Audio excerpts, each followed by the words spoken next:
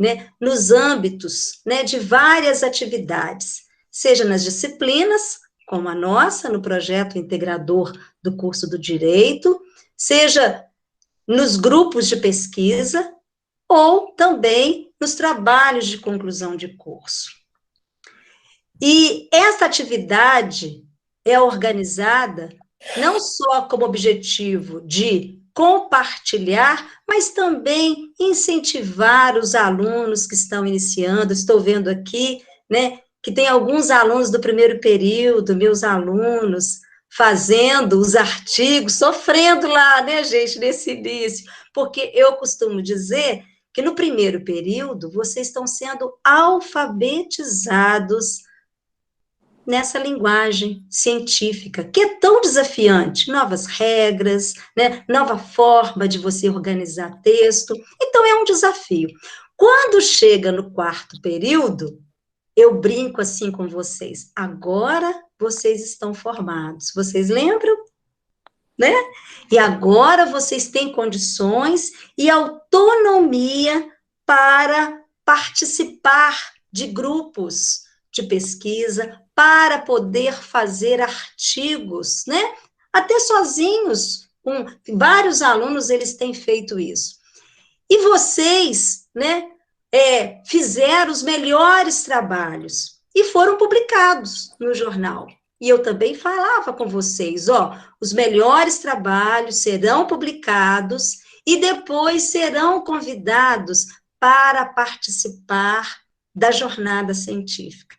Promessa é dívida, e aí vocês estão aqui, né?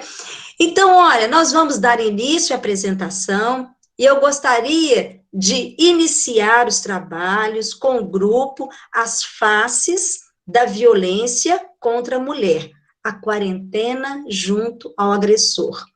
Este trabalho foi elaborado pela Ana Beatriz Guedes Moraes, Ana Carolina Silveira Carvalho e Carolina da Silva Cunha. Fizeram esse trabalho sob a minha orientação no quarto período, no projeto integrador. E hoje elas estão no quinto período. Então, a palavra está com o grupo. Boa noite, gente. Queria desejar uma ótima jornada científica para vocês, agradecer todo mundo que está aqui hoje, falar que a gente vai apresentar o nosso artigo hoje, que é As Faces da Violência contra a Mulher, a quarentena junto ao agressor, porque, infelizmente, nessa época de pandemia, muitas coisas se agravaram, e uma delas, infelizmente, foi a violência doméstica e familiar e o feminicídio. Então, a gente está hoje aqui para falar um pouco disso, para passar um contexto histórico para vocês, explicar um pouco da violência doméstica, explicar um pouco do feminicídio e depois explicar como está essa questão hoje em dia que a gente está confinado nessa pandemia, que a gente está de quarentena e que a mulher passa muito mais tempo com o seu agressor. Eu passo a palavra agora para minha colega Carolina, que vai explicar um pouco do contexto histórico da luta feminista e dos movimentos e do feminicídio, da violência contra a mulher. Gente, boa noite. Então, como a Ana disse, eu vou falar um pouco sobre o contexto histórico da violência doméstica e familiar contra as mulheres e também consequentes movimentos sociais feministas que surgiram em decorrência disso. Então, a primeira pontuação que a gente fez no nosso trabalho diz respeito ao fato de que, por incrível que pareça, nos primórdios da sociedade, as mulheres possuíam um papel de destaque. Elas possuíam um papel até de destaque maior do que os homens, porque elas eram vistas como as líderes dos clãs. Então, elas eram responsáveis pela caça, pela guerra. Só que esse papel de destaque, com o advento da sociedade patriarcal, acabou sendo desfeito. Acabou se perdendo esse destaque das mulheres, em função delas passarem a ocupar, na verdade, um papel de submissão, um papel de inferioridade. Elas passaram a ocupar uma posição de inércia, onde a liberdade delas foi retirada de forma totalmente autoritária. Então, assim, com o advento dessa sociedade patriarcal, a liberdade que a mulher possuía era de ir à igreja, porque a rua passou a ser um lugar de homem e o lugar de mulher era dentro de casa, fazendo os afazeres de casa e sendo responsável pela procriação. Então, em função desse papel de submissão que as mulheres passaram a ocupar na sociedade e por serem vistas como uma forma assim de procriar e de cuidar dos afazeres domésticos, foi que surgiu a violência doméstica e familiar. Porque a partir do momento que as mulheres deixavam de cumprir as funções delas, ou por algum motivo elas faziam errado, na visão do homem era errado aquilo que elas tinham feito, eles corrigiam essas mulheres com a violência. Então, a violência ela surgiu como uma forma de correção, né? Que os homens falavam que era a forma de corrigir elas. E isso se perpetua até os dias de hoje, assim, na verdade, né? Porque você vê muitas vezes, assim, dentro de casa, as mulheres apanham porque não fez alguma coisa que, às vezes, o homem não quis. Então, isso é uma coisa muito comum, isso é um reflexo que a gente vê até os dias atuais. Trazendo essa realidade do contexto histórico da violência doméstica para o Brasil, a história mostra que essa violência, na verdade, ela é uma herança escravocrata, que se deu em razão justamente aqui no Brasil, por causa da escravidão e tudo mais. E como eu disse, é uma situação que reflete até os dias atuais. A gente pode usar como exemplo o próprio Código Civil de 2002, quando foi sancionado, que ele trouxe na redação dele que o homem era o chefe da sociedade conjugal, mesmo que a própria Constituição já tivesse dito que, na verdade, não, que o homem e mulher são sujeitos iguais. Mas a sociedade não entende isso, porque o machismo já está enraizado, a sociedade não consegue entender que, na verdade, mulher e homem estão no mesmo nível. Porque até o próprio texto legislativo fala que não, a mulher está numa posição de inferioridade. Então, com essa questão da posição de inferioridade que as mulheres foram colocadas em função dessa violência que surgiu por causa disso, movimentos feministas começaram a surgir no início do século XIX, visando não só libertar, como emancipar as mulheres desse controle sofrido principalmente por homens. Então, o primeiro movimento organizado feminista que aconteceu foi na década de 60, nos Estados Unidos, e depois perpetuou pelos outros países do Ocidente, sendo que no Brasil o primeiro movimento feminista organizado aconteceu em 1972, em São Paulo, e continua até os dias atuais, porque a luta das mulheres continua até os dias atuais, e é preciso mesmo continuar, porque a gente ainda tem muita coisa para conquistar e muita coisa para mostrar que é nosso direito. E dentre todas essas lutas que as mulheres teve, eu acho que uma das que a gente duas que a gente destacou no nosso trabalho, e talvez as mais importantes, foi que em 1985, através do decreto 23.769, foi criada a primeira delegacia de defesa da mulher no Brasil, e na verdade foi a primeira delegacia voltada para a mulher da América Latina, que acabou trazendo uma maior segurança jurídica para a mulher, porque antes disso, a gente sabe que as mulheres às vezes chegavam na delegacia e falavam que tinham sofrido violência, e em função do machismo, policiais ignoravam aquelas denúncias, falavam que era bobagem. Então, a criação dessa delegacia voltada para a mulher trouxe uma segurança jurídica muito grande para as mulheres. E a outra grande conquista dos movimentos feministas, e talvez a mais importante delas, foi a promulgação da Lei 11.340, de 2006, também conhecida como Lei Maria da Penha, que depois de muita luta da Maria da Penha, depois de sofrer muito, depois de sofrer 2 tentativas de feminicídio pelo próprio marido, conseguiu ser escutada, conseguiu ser reconhecida, e essa lei ela criou mecanismos que visam reprimir essa violência sofrida contra as mulheres, e que, segundo a ONU, essa lei foi responsável por interromper a cifra oculta de 70% dos homicídios contra a mulher no Brasil. Então, depois desse resumo do contexto histórico dos movimentos feministas e da violência doméstica, eu vou passar a palavra para a Ana Beatriz, porque ela vai aprofundar mais nessa questão do feminicídio, da violência em si, e principalmente aqui no Brasil.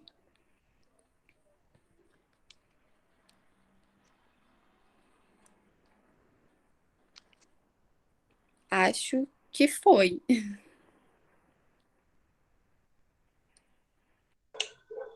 Habilita o seu microfone, Ana.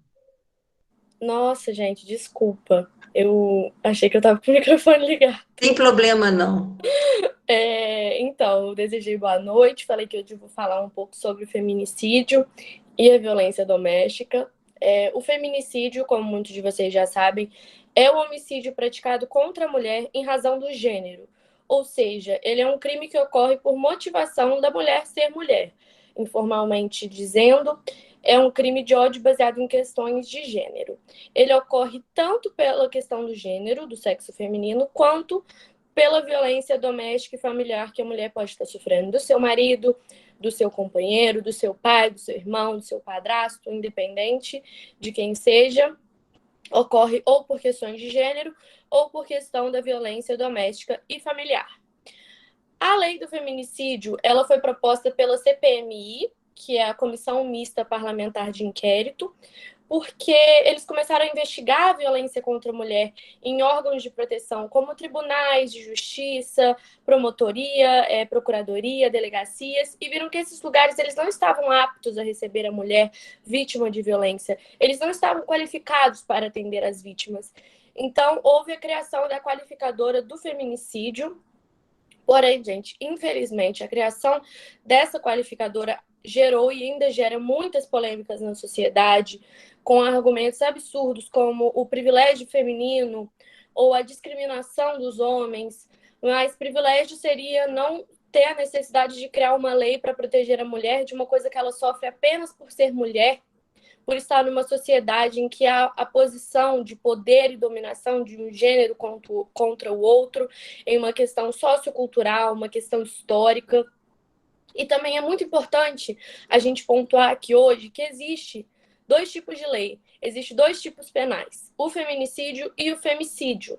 O feminicídio é o homicídio contra a mulher, que ele ocorre por questões de gênero, como eu já disse. Já o femicídio é o homicídio contra a mulher que ocorre sem questões de gênero, é apenas o homicídio contra a mulher. Então, existe esses dois tipos penais. Porém, o feminicídio foi criado por conta de toda a questão histórica de agressão contra a mulher. E também é muito importante a gente falar aqui hoje que, infelizmente, as maiores vítimas do feminicídio no Brasil são as mulheres negras. Cerca de 61% das vítimas do feminicídio são mulheres negras. Entre 2003 e 2013, o número de mulheres negras assassinadas por questões do gênero aumentou 54%, enquanto o número de mulheres brancas assassinadas por questão do gênero diminuiu 10% no mesmo período. Outra questão muito importante da gente pontuar aqui hoje é como estancar as veias abertas da impunidade aos agressores, porque, infelizmente, a nossa sociedade não está preparada para dar apoio à mulher, a justiça não está preparada para dar um apoio que a mulher precisa. Então, ainda há uma grande impunidade dos agressores na sociedade. E essa impunidade ela tem uma raiz sociocultural, de uma relação de poder e dominação de um gênero sobre o outro. É muito importante a gente falar aqui também hoje que a mulher vítima do feminicídio provavelmente já sofreu todos os tipos de violência doméstica anteriormente. E o feminicídio, infelizmente, é o fim desse ciclo dessa violência, que poderia ser evitada se não houvesse tanta negligência das autoridades. Porque a mulher, às vezes, quando vai fazer a denúncia, ela é desmoralizada, ela é desacreditada, ela não é levada a sério. Então, ainda há esse machismo nas autoridades. Um exemplo disso é que a maioria do judiciário é composto por homens. Então, vale ressaltar também que o crime de feminicídio ele é julgado pelo tribunal do júri. E muitas vezes, nesse tribunal do júri, a questão da mulher, a visão da mulher é totalmente desmoralizada, com estereótipos de gênero, com crendices, com pré-julgamentos de um gênero sobre o outro, o que tentam justificar, né, o feminicídio. E no nosso artigo a gente também colocou um caso muito importante, porque às vezes a gente acha que essas coisas não acontecem perto da gente, mas acontecem. A gente colocou o caso da Isaura Jung, que é uma mulher aqui de Juiz de Fora, que foi uma vítima de uma tentativa de feminicídio dentro de um relacionamento abusivo com seu companheiro. Ela sofreu muito, graças a Deus sobreviveu. Hoje em dia é uma sobrevivência da violência, é uma sobrevivente da violência doméstica e militante dos direitos femininos, do feminismo. Então, eu aconselho vocês a lerem sobre esse caso, que é um caso muito importante, não vai dar tempo da gente detalhar aqui hoje, mas que é um exemplo perto da gente, aqui de Juiz de Fora, que a gente tem para a gente ver que isso acontece e acontece muito perto da gente. Agora eu vou passar a palavra para minha colega Carol, que vai explicar um pouco como toda essa situação, infelizmente, piorou durante a pandemia.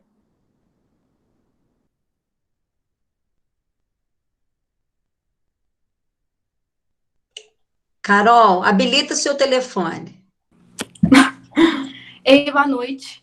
Então, com o atual cenário que o mundo vem enfrentando da pandemia do Covid-19, o governo brasileiro vem criando medidas para conter essa rápida propagação do vírus, né? Como isolamento, a quarentena. Isso, de certa forma, consequentemente, fez com que as mulheres ficassem confinadas dentro de casa com seus agressores.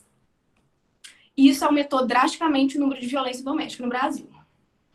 É possível levar em conta que fatores gerados por esse isolamento, como a diminuição da renda familiar, o desemprego, a suspensão de atividades de trabalho, a sobrecarga de tarefas domésticas e o convívio intenso, e além também do aumento do consumo de bebidas alcoólicas, todos esses fatores contribuíram para o aumento da violência. Com relação ao aumento do consumo da violência doméstica, a Organização Mundial de Saúde vem demonstrando preocupação. Antes mesmo da pandemia, os dados já comprovavam a relação entre alcoolismo e entre a agressividade, o que gera uma instabilidade de humor, perda do senso crítico, e isso somado ao estresse de uma rotina alterada pelo confinamento, acaba por gerar impaciência, impulsividade e pode acabar gerando violência também. Além da violência doméstica, houve um aumento do feminicídio, que é, de certa forma, o último estágio de violência doméstica sofrido por milhares de mulheres. E isso consiste, infelizmente, num reflexo machista da sociedade, já que é um homicídio praticado contra uma mulher pelo simples fato dela ser uma mulher. Outro ponto que deve ser levado em consideração é que as pesquisas feitas por autoridades da Polícia Civil, especialmente em Minas Gerais, houve a redução do número de denúncias e também do requerimento de medida protetiva. Porém, essas autoridades acreditam que não é em razão da violência ter diminuído, e sim por falta de transparência, por falta das subnotificações, que faz com que a mulher tenha dificuldade em denunciar, seja por ameaça do seu agressor, seja por estar confinada em tempo integral com seus agressores. Por outro lado, para tentar amenizar a situação, para tentar contornar toda essa situação, houve criação de alguns projetos de leis. Pode destacar o projeto de lei 1444, que busca garantir o funcionamento das casas-abrigo e do centro de atendimento para essas vítimas. Dentre os projetos de leis em combate à violência, o que está mais avançado é o projeto de lei 1291, que determina a manutenção do atendimento presencial em serviços para estupro e feminicídio, estabelece orientações para atendimentos remotos para outros casos de violência e disciplina medidas protetivas durante esse estado de emergência. Então, assim, diante da tremenda dificuldade dessas vítimas de fazerem alguma denúncia, de buscar socorro, né, foi criada uma campanha que chama Sinal Vermelho contra a Violência Doméstica, que é possível que essas vítimas façam denúncia de forma discreta, de forma silenciosa, e a denúncia por meio da campanha ela é feita da seguinte forma: a mulher deve desenhar um X na mão e exibi-la a um funcionário de alguma farmácia, para que a polícia seja acionada. Então, assim, com tudo que a gente falou aí, a gente pode concluir que a luta das mulheres, que os movimentos sociais, ao longo dos anos, foram muito importantes para grandes vitórias, para grandes conquistas, como a criação da Delegacia da Mulher, como a criação da Lei Maria da Penha. Porém, só isso não é suficiente. A sanção penal, por exemplo, que é aplicada a esses agressores, não age em conformidade com a própria Lei Maria da Penha. Isso porque a impunidade tem uma raiz sociocultural, uma raiz histórica de submissão de um gênero sobre o outro, o que ainda, infelizmente, se faz presente na sociedade. Então, assim, todos esses projetos, todas essas políticas de prevenção e combate à violência doméstica devem ser aprovadas com prontidão e com urgência também, porque o período de isolamento social não pode se transformar em um cárcere no qual a vítima fica à mercê de seus agressores. Então, é isso. Então, gente, a gente quer agradecer todo mundo que está presente e espero que vocês tenham absorvido algum tipo de conhecimento, que vocês tenham gostado da nossa apresentação e agradecer todo mundo que está aqui e desejar para vocês uma ótima jornada científica. Muito obrigada, Ana, Carol, Ana, vocês apresentaram muito bem, e eu me lembro, né, quando vocês iniciaram o projeto lá de pesquisa, no projeto integrador, e eu disse para o grupo assim, gente, nós estamos vivendo a pandemia, por que vocês não relacionam a questão da violência doméstica com a pandemia? E vocês prontamente aceitaram, porque o objetivo da ciência, o que é? Para que a gente pesquisa?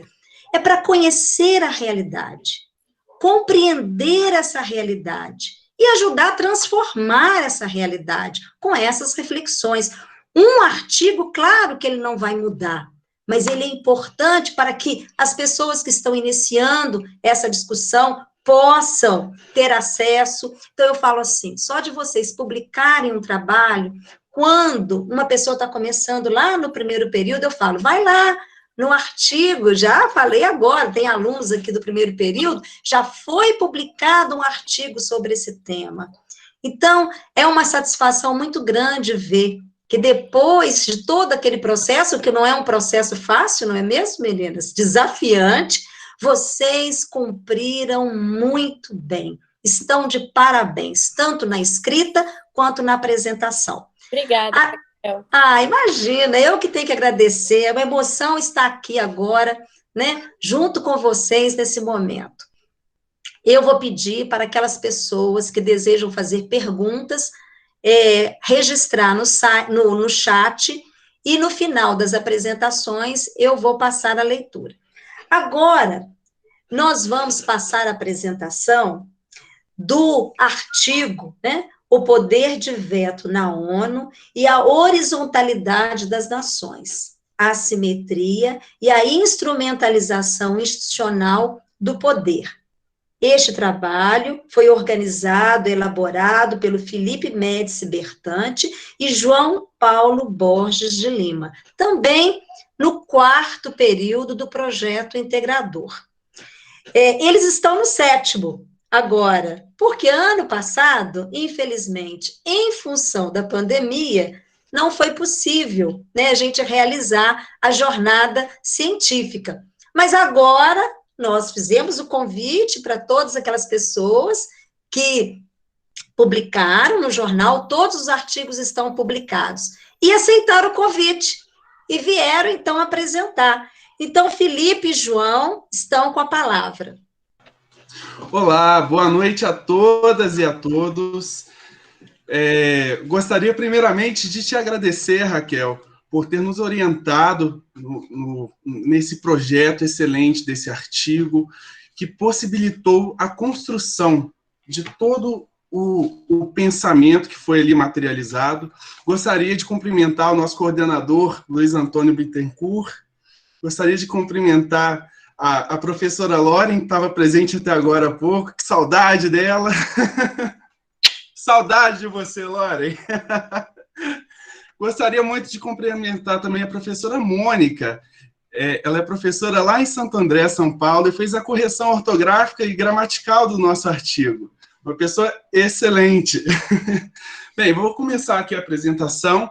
Primeiramente, nós utilizamos a metodologia da pesquisa bibliográfica e documental e tivemos como objetivo principal analisar a formação histórica e política da ONU, a fim de compreender a composição do poder de veto e a sua relação para com as ações, tratados e convenções da ONU, extremamente atrelados ao interesse político e econômico dos países mais poderosos. Portanto, nós abordamos a formação da ONU, a instituição do poder de veto e como essa instituição promove a desigualdade fundamentada por uma faceta, a faceta de uma instituição garantidora da paz e da harmonia mundial. Bem, para começo, é muito importante saber a origem da ONU, a formação da ONU. A ONU se formou ao fim da Segunda Guerra Mundial. Observando a carta de formação da ONU, dá para ver que tem vários princípios ali, e todos eles fomentados pelas duas guerras mundiais, que resultaram em milhares de mortes, várias atrocidades, vários crimes de guerra. Então foi decidido criar alguns órgãos dentro dessa organização social para controle, para poder fazer a manutenção da paz. Dentro desse órgão, fizeram um Conselho de Segurança permanente, que são 5 países.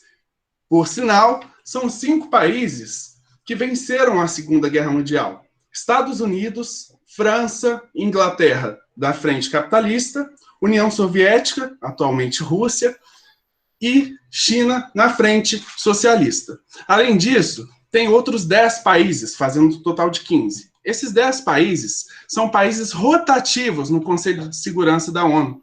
A cada 2 anos, termina o mandato deles. Bem, observando os princípios gerais da ONU, a ONU tem que manter a paz, a boa relação entre as nações e, quando necessário, utiliza do Conselho de Segurança para fazer uma intervenção militar ou humanitária nos países. Observando isso, eles instituíram o peacekeeping, que é a manutenção da paz no mundo. Instituto esse que foi premiado em 1988. Primeiramente, boa noite a todos. Então, o Felipe abordou a parte teórica da ONU. Eu já abordarei a parte prática dela. Embora a ONU tenha conquistado o Nobel da Paz em 88, eu penso que essa conquista foi muito mais pela parte teórica do que pela parte prática, como agora eu falarei. Então, o peacekeeping pode ser chamado, em outras palavras, como processo de manutenção da paz, que a ONU encontrou como maneira de pacificar países conflituosos depois daquele período tumultuado da Segunda Guerra Mundial, que gerou mortes e perdas econômicas irreparáveis.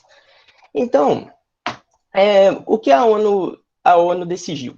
Quando um país entra em uma guerra civil ou algum conflito interno, poderá ocorrer intervenções. Essas intervenções serão econômicas e bélicas.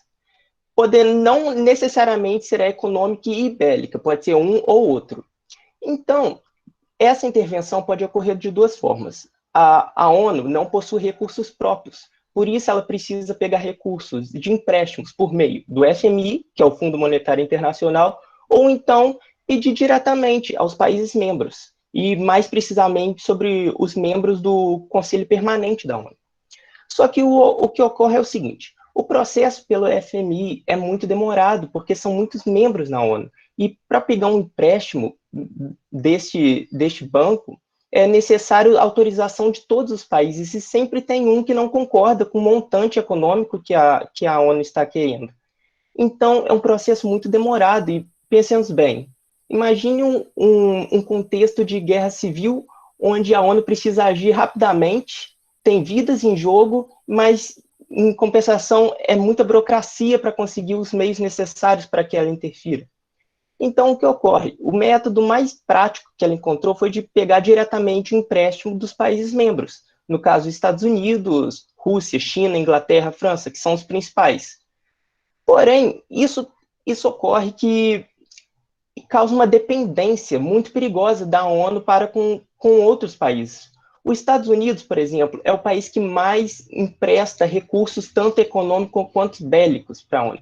Agora, como que uma instituição que preza tanta democracia pode ficar tão presa a um único país?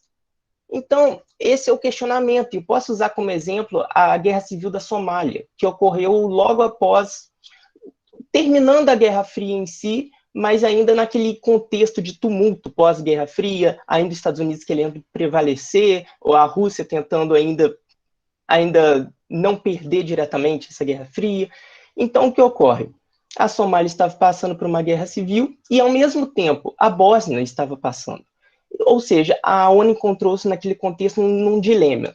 Vamos interferir em qual país? Bósnia ou Somália? O ideal naquela, obviamente, seria interferência, eles dividiriam igualitariamente os recursos, tanto para a Somália quanto para a Bósnia.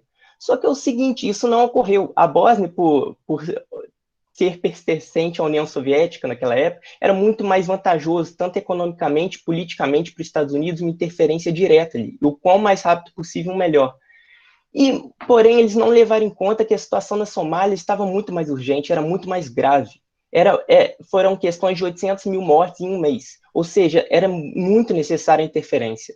Só que isso não foi levado em conta. E nenhuma distribuição igualitária ocorreu. O que ocorreu foi o seguinte, enviaram 500 soldados para tomar conta dos suprimentos em todo o território sômali, e isso acarretou que, claramente, os soldados em menor número, muitos dos suprimentos foram saqueados, e isso gerou uma miséria extrema, porque esses suprimentos eram, a maioria, para os civis, e os civis precisavam, obviamente, em época de guerra civil, desses recursos básicos, algo que só gerou mais miséria e mais fome, e aumentou o número das mortes, porque 80% desses recursos foram saqueados. Então, por causa de simplesmente por um país ter interesses políticos em determinada intervenção, a Somália acabou ficando em segundo plano e se encontra em uma guerra civil até hoje, ou seja, virou uma situação praticamente irreversível. Pois é. Olha só, nós indicamos fortemente a leitura do artigo, porque dentro do próprio artigo nós citamos vários exemplos de situações como essa da Somália, que ocorreram, por exemplo, em Ruanda, Israel e a Síria. Eu vou focar aqui na Síria, mas também vou trazer outras notícias, porque o artigo foi escrito em 2019, muitas coisas aconteceram de lá para cá. Hoje, inclusive, de manhã, já teve novidade. Agora, pela tarde, nós tivemos que acompanhar os noticiários, porque tiveram várias mudanças dentro do nosso tocante. Tiveram diversas novidades. Então, vamos lá. A questão da Síria. Bem, imaginem-se em um país ditatorial, onde há um presidente que quer matar a própria população, pela população não aceitar ele. E dentro dessa população, os grupos se dividirem e todo mundo querer atacar o presidente. E, de repente, forma-se um grupinho chamado ISIS. Vocês já devem ter ouvido falar em 2015, com todos aqueles noticiários. O ISIS é um caso muito à parte, porque além dele querer atacar as forças presidenciais, ele também atacava os outros grupos que eram contra o presidente, porque se não estavam com eles, então estavam contra eles. Então, aquilo ali gerou uma crise humanitária extrema. A população estava tentando se refugiar em outros países porque sabiam que se permanecessem por mais um dia, poderiam não passar mais um dia, poderiam morrer. E dentro disso, vocês devem se recordar dos noticiários, de diversas crianças feridas, de crianças afogadas nas praias da Turquia, por exemplo, porque o barco não conseguia chegar no país, eles tentando se refugiar nos países, os países não aceitavam, e tiveram várias atrocidades de guerra, num país que não precisava de guerra, uma guerra civil sem precedentes. E naquele momento, claramente observando todo o decoro da ONU, era extremamente necessária a atuação, uma intervenção da ONU ali. E por que não ocorreu? Vamos lá. Dentro do Conselho Permanente de Segurança, nós vimos que a Rússia está lá. Dentro de toda a decisão do Conselho de Segurança da ONU, os países permanentes, que são 5, Estados Unidos, França, Inglaterra, Rússia e China. Caso na votação de Conselho de Segurança, todos os membros, os 15, vão votar para atuação em algo no mundo, se um dos permanentes votar contra, nada é feito. Então, a Rússia tem um interesse enorme em cima da Síria, um interesse econômico e político, que se sobressaiu a crise humanitária que ali estava ocorrendo. Então, por isso que até hoje acontece tudo isso na Síria. Além disso, vamos lá. Antes de ontem, começaram os conflitos em Israel também, que envolve em Jerusalém, que envolve toda a história precedente daquilo também, e os israelenses começaram a se rebelar contra os palestinos ali presentes, queriam tirar eles do país, e começou a rebelião, uma guerra civil com várias armas, mísseis, tanques. O Conselho de Segurança se reuniu hoje pela manhã e os Estados Unidos novamente se posicionaram contra uma intervenção militar ali. Enquanto tem muita gente morrendo, está lá o interesse político se sobressaindo ao interesse humanitário que a ONU deveria cumprir. Além da questão da pandemia também, para finalizar a minha fala, que a ONU já decidiu, o Conselho de Segurança já decidiu que todos os países devem se reunir para imunização em massa do globo. Mas como que isso vai ocorrer? Sabendo que o interesse político também sempre se sobressai, para variar. Como, por exemplo, África não vai estar ali no meio. Países que são subdesenvolvidos, que não estão atrelados com políticas de potências globais, como Estados Unidos e Rússia, ficam para trás. E pessoas morrem. Então, agora para encerrar, podemos concluir com tudo que já foi abordado aqui, que o problema da ONU em si está em sua estrutura. Como que uma entidade criada pós-Segunda Guerra Mundial não teve uma rotatividade de membros permanentes até hoje?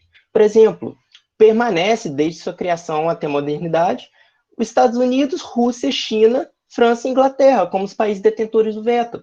Só que, assim como o direito, a ONU também tem que evoluir, não cronologicamente e evolutivamente, porque o contexto internacional é outro. Por exemplo, temos países que possuem devidas e plena capacidade de exercer essa influência, e países neutros, como, por exemplo, a Suíça, que nunca se envolveu, a Alemanha, o Chile, que está sendo um exemplo na América do Sul. Então, é o seguinte, inclusive, anos atrás, o Brasil, a Alemanha, a Suíça fizeram esse questionamento, só que simplesmente negaram. Não, esses 5 países, membros permanentes, não querem perder o poder, eles não dão uma justificativa plausível do porquê outros países não podem participar disso. Então, fica algo assim, imagine, a entidade depende dos Estados Unidos, que empresta muitos recursos bélicos e econômicos, e como que a entidade vai contra os Estados Unidos? Os Estados Unidos simplesmente pegou, não só os Estados Unidos, os 5 países, eles pegaram essa entidade como uma forma de controle político e econômico mundial. E isso é algo que vai de encontro totalmente do que diz a Carta das Nações Unidas. E isso não torna a capacidade da ONU de influência em países conflituosos como sendo efetiva. Torna-se muito mais meramente interesses políticos, como vamos escolher os países que vão interferir, vamos escolher quais vidas devem ser salvas em quais países, porque isso vai tanto aparecer na mídia, quanto vai nos ajudar politicamente. Então, é mais uma questão de estratégia do que puramente querer a paz mundial, como eles mesmos disseram em sua carta. Então, acho que passa muito por mudança estrutural na ONU, para que isso mude. Gostaria de agradecer a todos, desejar uma ótima jornada científica, mandar um beijão para a Raquel, para a Loren, para o Luiz, para a Mônica, um beijão para minha mãe também que está assistindo aí, para todos os colegas do João, meus colegas, e todo mundo que está assistindo, se cuidem.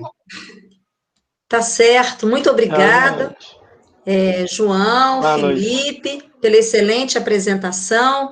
Eu fico realmente encantada, porque este trabalho foi organizado no 4º período, né, gente? Para vocês verem a capacidade que vocês têm.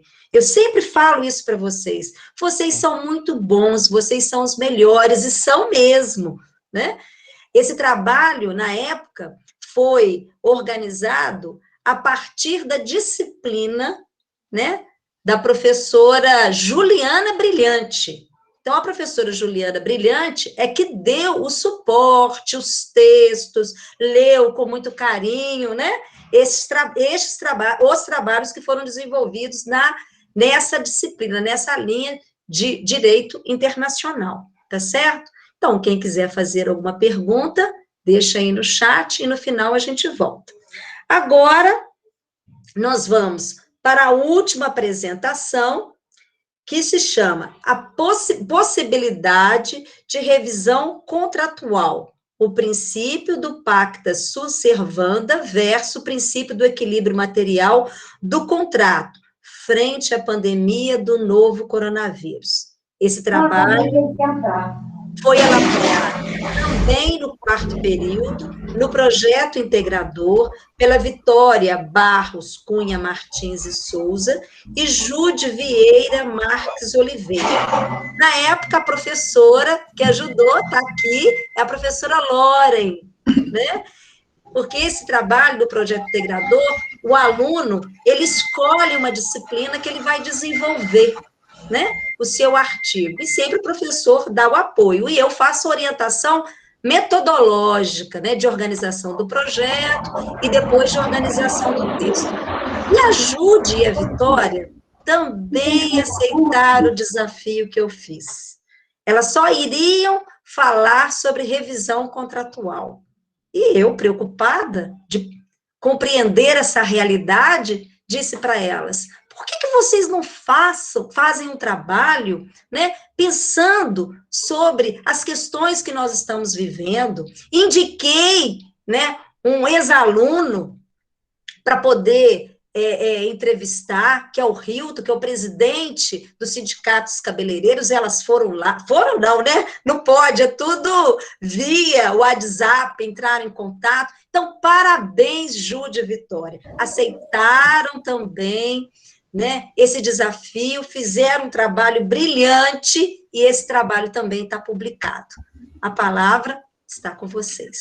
Boa noite, gente.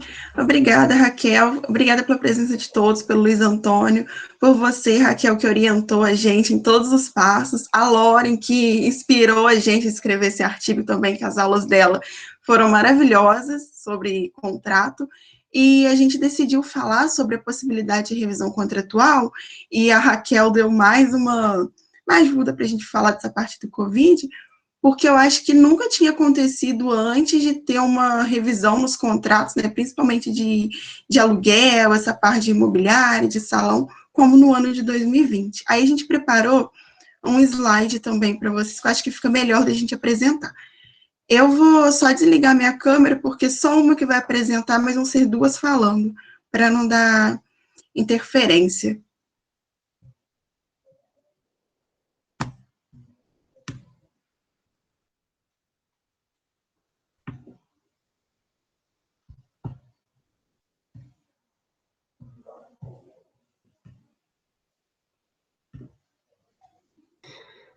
Olá, gente, boa noite. A gente vai falar primeiro sobre os princípios contratuais. Vitória, pode passar. Sobre os princípios contratuais, e a gente contextualizou através de um texto da Maria Laura Uliana, que fala sobre a histórica dos princípios contratuais no direito civil.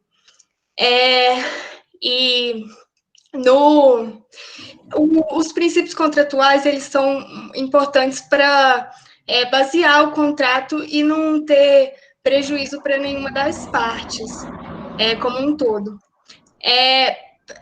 Os princípios contratuais surgiram na Revolução Francesa, através do Código Civil introduzido por Napoleão em 1804. E ele fala sobre a liberdade, a igualdade e a fraternidade dos direitos, das liberdades, né? Aí começa a surgir o direito à propriedade e a possibilidade de se pactuar acordos entre partes.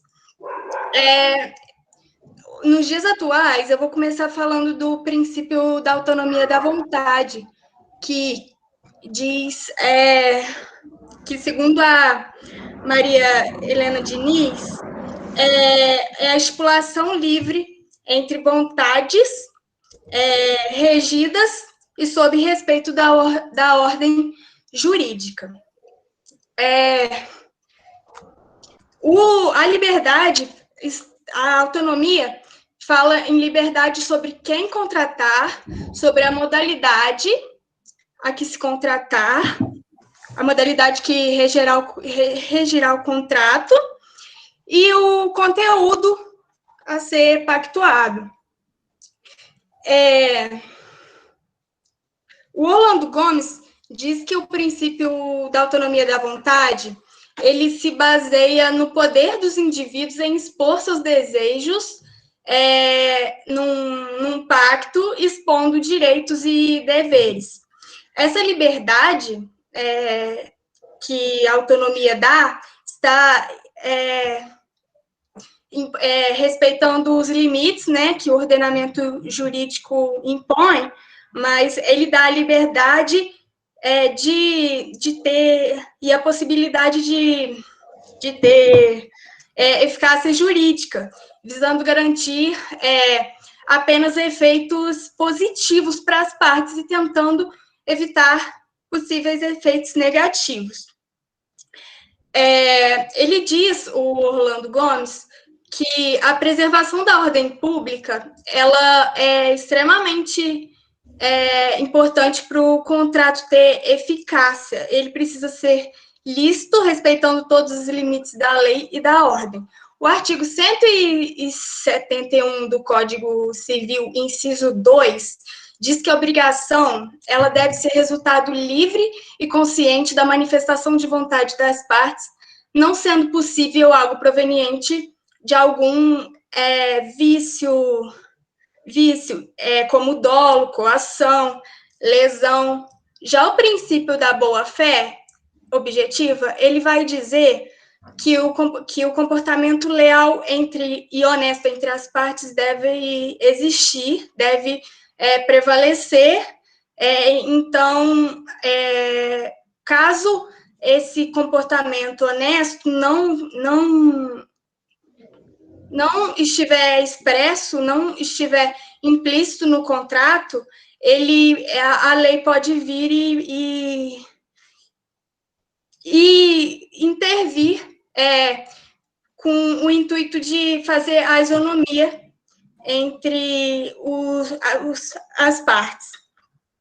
No princípio da função social do contrato, do equilíbrio econômico, está, como eu já disse anteriormente, expresso mais a isonomia econômica entre os indivíduos. Então, por exemplo, se você está com problema, se quem você pactuou o contrato tem maiores possibilidades de ter vantagens no contrato, porque tem uma condição financeira melhor, a lei pode vir e intervir.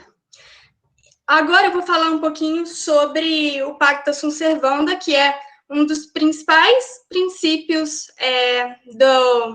da autonomia do direito civil, e ele vai dizer que o contrato ele faz lei entre as partes.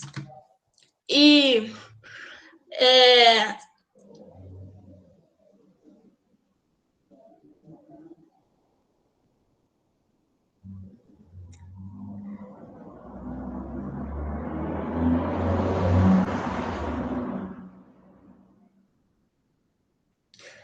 a Maria, desculpa, tá? A Maria Helena Diniz, ela vai dizer que o contrato ele pode ser concluído livremente entre as partes e ele, claro que, novamente, respeitando as limitações da legislação, mas ela pode decidir e E a partir desse momento que virou lei entre as partes, ele incorpora o ordenamento jurídico e vira uma norma do direito.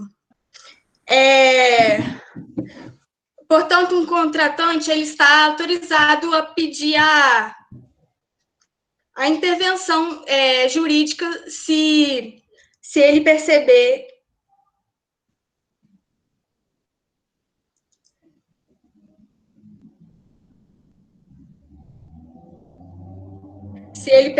que alguma obrigação não está sendo cumprida.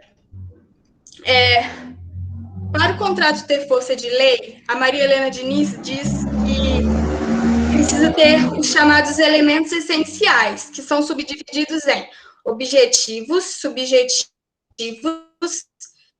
e formais. Os objetivos têm relação com a ilicitude do objeto,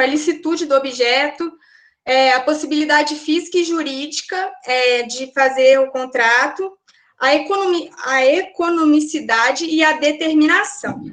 Os subjetivos, eles vão estar relacionados com a manifestação de vontade, com a capacidade genérica e específicas dos contratantes e o consentimento. Já os formais, eles vão dizer que a forma legal eles incluem a forma legal exigida ou não vedada pela lei e a prova admissível.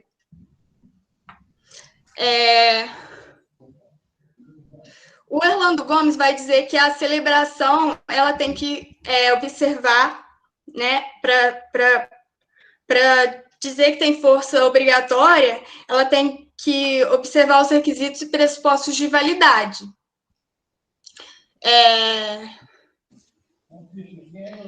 E verificados esses pressupostos, esse pacto vai passar a ter força de lei entre as partes. Uma exceção do princípio uma das exceções, né, do princípio do pacta sunt servanda, ele se refere ao caso fortuito ou força maior, que está disposto no artigo 393 do Código Civil, e ele vai dizer que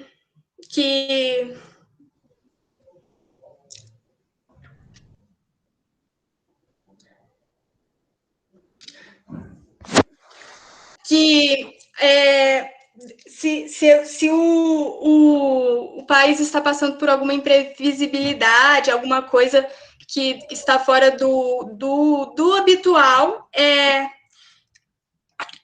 o contrato ele pode ser desfeito, claro, tentando resolver e desfazer da melhor forma possível para não prejudicar as partes. Agora, sobre a relatividade dos contratos, ele quer dizer que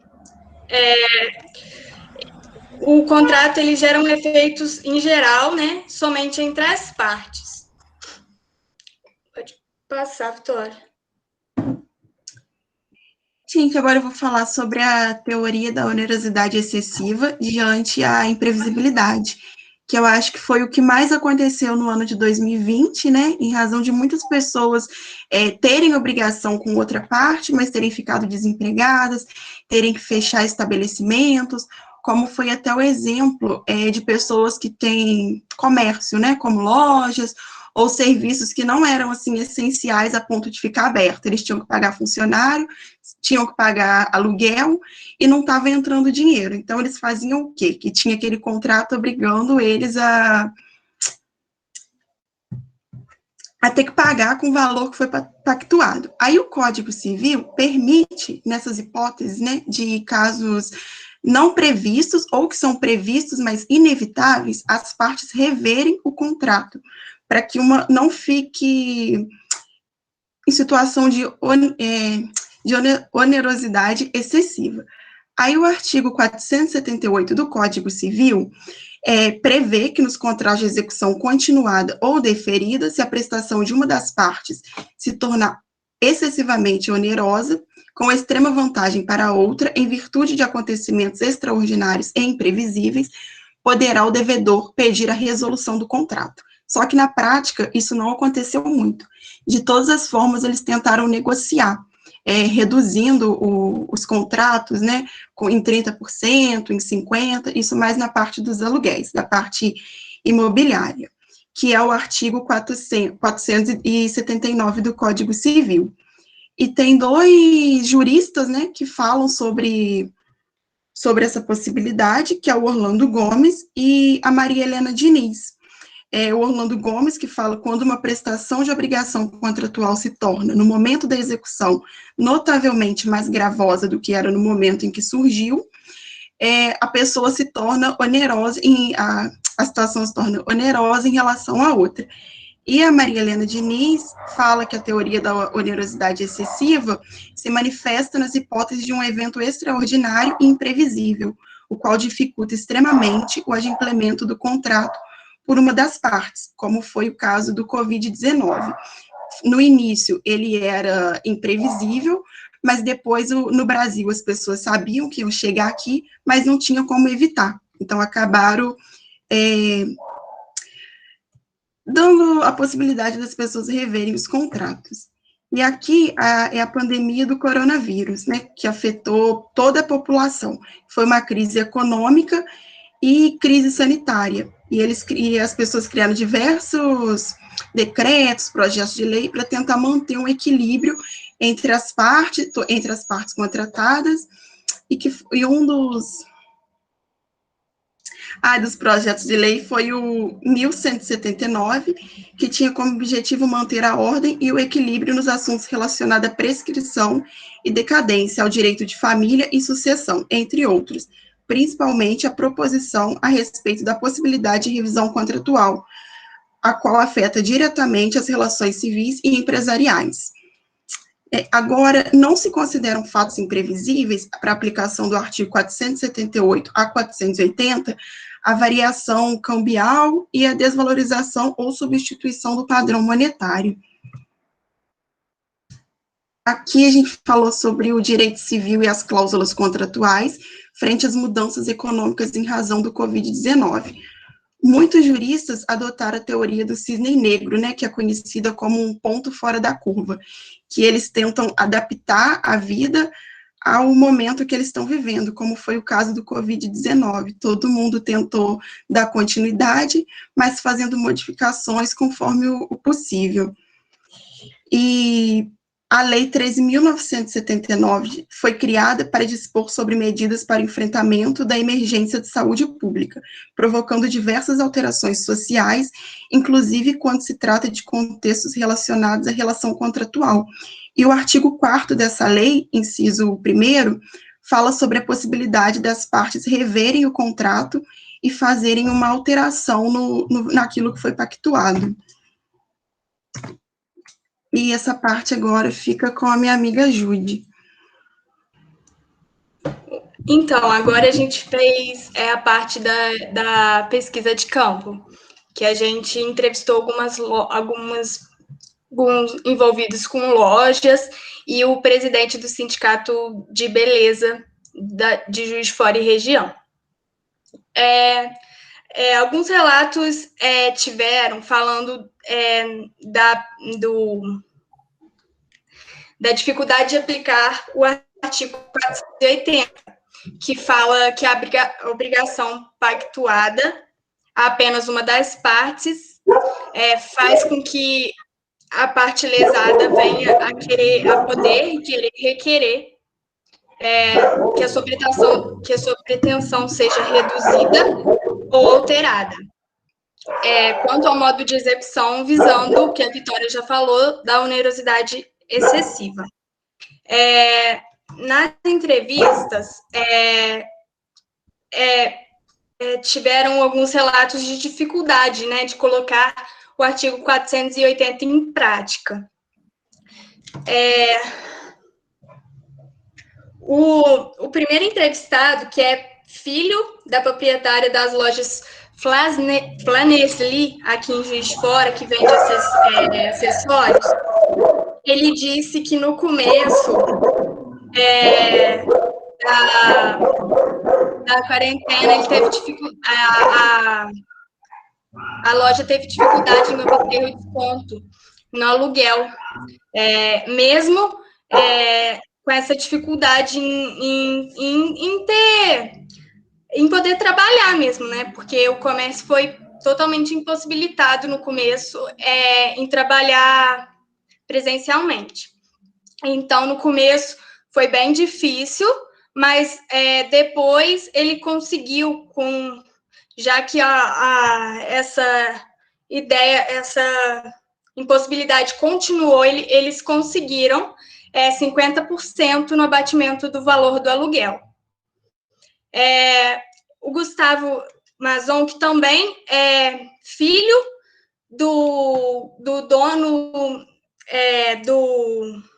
do mercado, que vende produtos naturais, Cia da Terra, ele disse também que, por ser o ramo alimentício nesse caso, eles puderam continuar funcionando, então só tiveram um abatimento de 20% a 25% no desconto no abatimento do aluguel.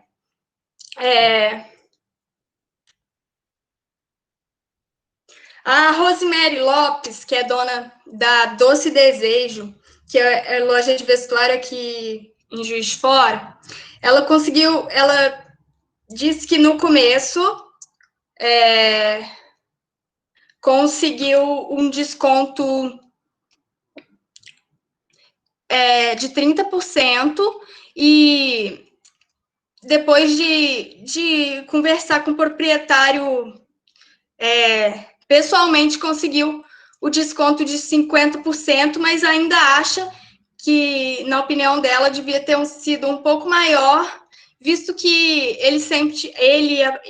ela e o proprietário sempre tiveram uma relação boa, ela nunca atrasou nenhum aluguel, enfim. Vitória, pode passar.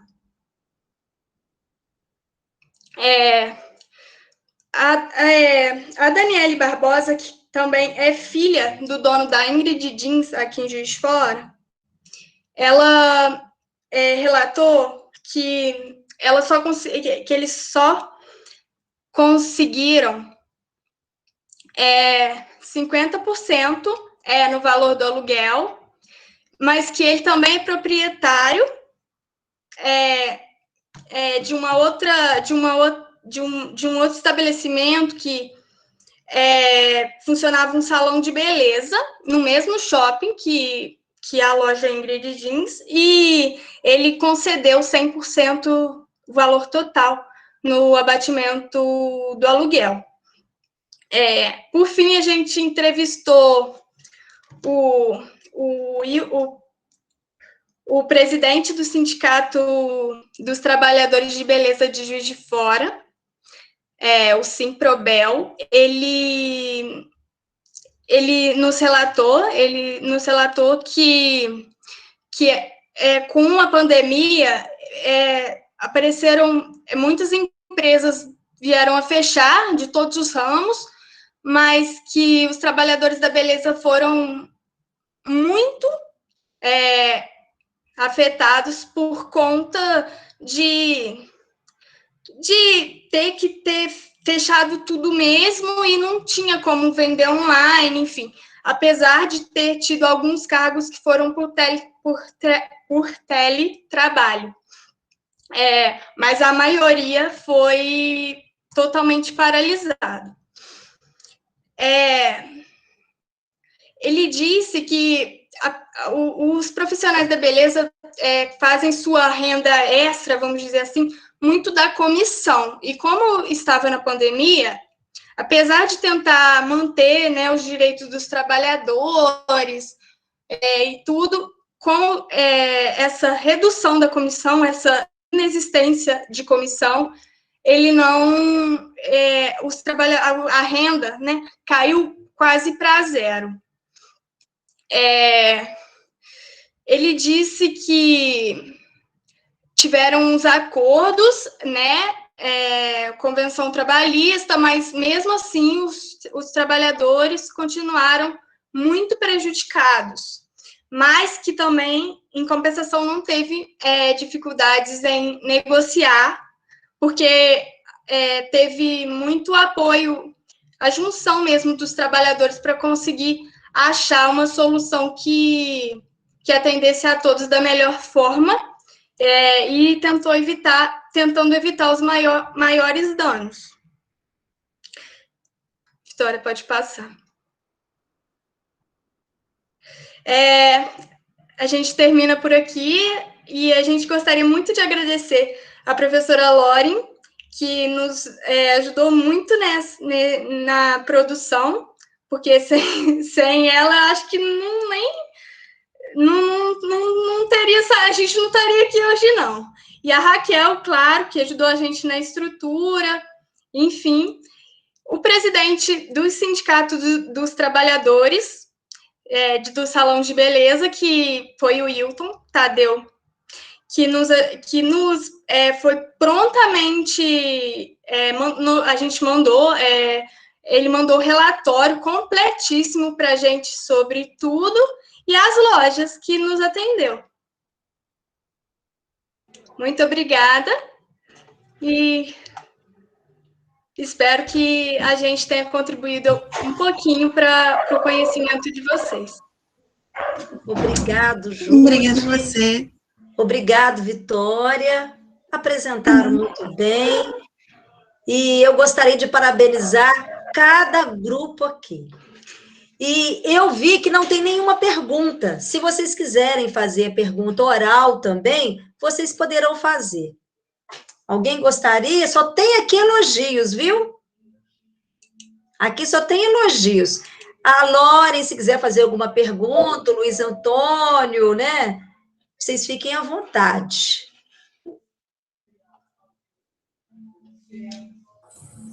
Boa noite a todos. Eu gostaria, na verdade, de elogiar novamente todos os grupos. Estou muito orgulhosa de todos os meninos, muita saudade de todos eles também aqui, né? Porque estamos agora no regime remoto, mas eles brilharam nas pesquisas, nas apresentações, tá? E um grande abraço para todos vocês aí. Saudades de vocês. Ana, Felipe, Vitória, Jude, João, né? Abraço aí para todos vocês. Obrigada. Da minha parte também, eu me sinto muito orgulhoso de ouvi-los, né? Apresentando posicionamentos jurídicos, defendendo posições, debates, né? Isso é muito bacana, isso é muito importante. É o verdadeiro direito, né? Escutar, ouvir e debater. E apresentar as posições que vocês apresentaram. Vocês estão de parabéns, né? Como a professora Loren falou, é uma pena de nós não estarmos presencialmente, mas é um prazer muito grande estarmos juntos, agora, virtualmente, e agradecer, né? A gente tem que agradecer a possibilidade de estarmos juntos, da forma como for. Então, parabéns, professora Loren, professora Raquel, como sempre, brilhando com seus grupos, professora Loren, todos os professores aqui que desenvolveram os seus trabalhos. É uma emoção muito grande. Parabéns a todos, né? Espero mais na frente com meus alunos. Fico ansioso para tê-los com meus alunos. Parabéns a todos. Eles estão muito bem preparados, né, Luiz Antônio? Eu até gostaria de dizer o seguinte, quando a gente pensa em ciência, às vezes a gente pensa somente em grandes pesquisas, grandes laboratórios, grandes pesquisadores. Mas, para que eles possam desenvolver essa pesquisa de ponta, os grandes pesquisadores da área do direito, que é a nossa área, eles precisam de ter primeiro a iniciação científica. Então, esse é o papel da graduação, né? É de formar esses nossos alunos com esse olhar para a pesquisa, para que eles possam dominar essas técnicas, né? Toda essa metodologia tão importante para que vocês possam trilhar lá na frente como pesquisadores de excelência, lá no mestrado, no doutorado, mas para chegar lá, tem um caminho a percorrer. E eu sempre falo com os alunos, sempre animo, porque não é fácil escrever, não é fácil. Então eu falo, gente, vocês têm que colocar meta. Que meta que vocês querem? Eu quero publicar um artigo. Para que essa meta possa ser atingida, tem que ter muito esforço, muita dedicação. E é isso que vocês fizeram, né? Vocês dedicaram, vocês se esforçaram, vocês pesquisaram. O trabalho da Jude e da Vitória ainda fizeram uma pesquisa de campo. Olha que legal, além de fazer uma boa pesquisa, né, bibliográfica, que é o que eu espero, fazer uma boa pesquisa bibliográfica e documental. É isso. E saber articular os autores. É isso que eu espero no quarto período. E elas foram um pouco mais, elas foram lá, que é um outro desafio, né, Jude e Vitória? Como trazer essas falas para dentro do artigo? Então, foram aprendendo. Então, todos os grupos estão de parabéns. Todos os grupos aceitaram o desafio de escrever. Além disso, aceitaram o desafio de vir aqui apresentar. Porque na hora de publicar, se vocês forem ver na edição, não essa edição especial que acabamos de publicar, outra, tem 20 artigos. De 28 falaram sobre Covid. Mas na hora de apresentar, não é, gente? Dá aquele frio na barriga de todo mundo, viu? Nós também. Então, é isso, gente. Então, assim, tem um valor muito grande essa apresentação. Vocês não podem nem imaginar o orgulho que nós sentimos, cada pai que estava aqui presente, cada amigo e cada professor. Vocês podem ter certeza, nós estamos muito orgulhosos. É um momento muito de felicidade da gente ver que esse trabalho está dando certo. Né? Que é isso que a gente pode concluir. Está dando certo o nosso esforço, está dando certo o esforço de vocês. Então, assim, é uma alegria muito grande poder estar aqui com vocês, compartilhando esse momento. E, mais uma vez, eu gostaria de ver, tem alguém mais? Tem, mais uma vez, só elogios, né? Para vocês, todo mundo dando parabéns, né? Pela apresentação. Alguém gostaria de fazer alguma colocação? Quem está aqui ouvindo? Tem alunos do primeiro período, vocês estão vendo, né? Estou vendo aqui a Sara, uma excelente aluna lá do primeiro período, já está escrevendo o seu artigo. E aí, Sara, vai se inspirando. Daqui a pouco você vai estar aqui apresentando, com certeza. E outros alunos também, porque a minha tela não aparece todo mundo, né? Então, a Lucília, que é a nossa... A pessoa que está dando suporte falou assim que nós estamos em cima da hora, que ela precisa de abrir outra sala, e eu vou também para a nossa palestra de fechamento.